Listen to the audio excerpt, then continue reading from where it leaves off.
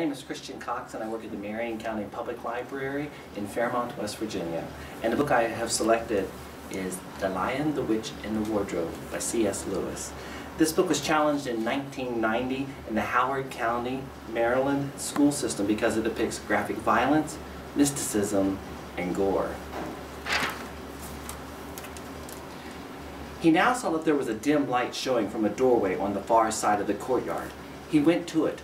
There was a flight of stone steps going up to an open door. Edmund went up them. Across the threshold lay a great wolf. "It's all right, it's all right," he kept saying to himself. "It's only a stone wolf, it can't hurt me." And he raised his leg to step over it.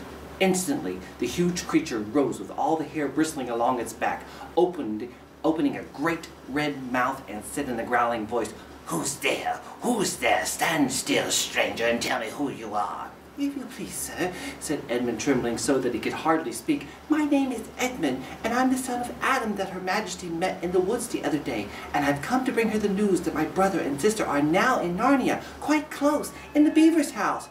She wanted to see them." "I will tell Her Majesty," said the wolf.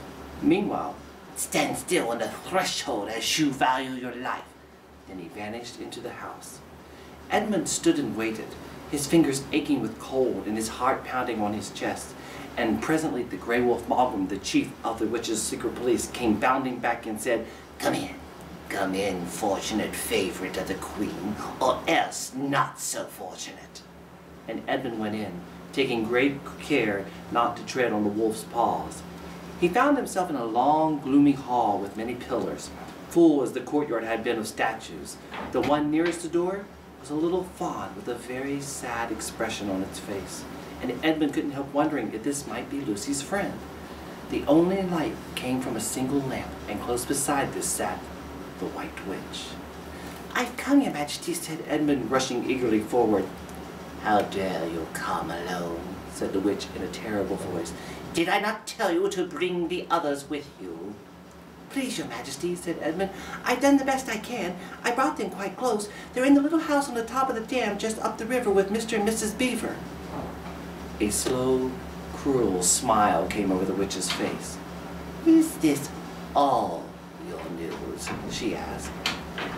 "No, Your Majesty," said Edmund, and proceeded to tell her all he had heard before leaving the beaver's house. "What? Aslan!" cried the queen. "Aslan, is this true? If I find you have lied to me—" "Please, I'm only repeating what they said," stammered Edmund.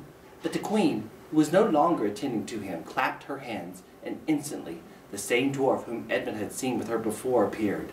"Make ready our sledge," ordered the witch, "and use the harness without bell."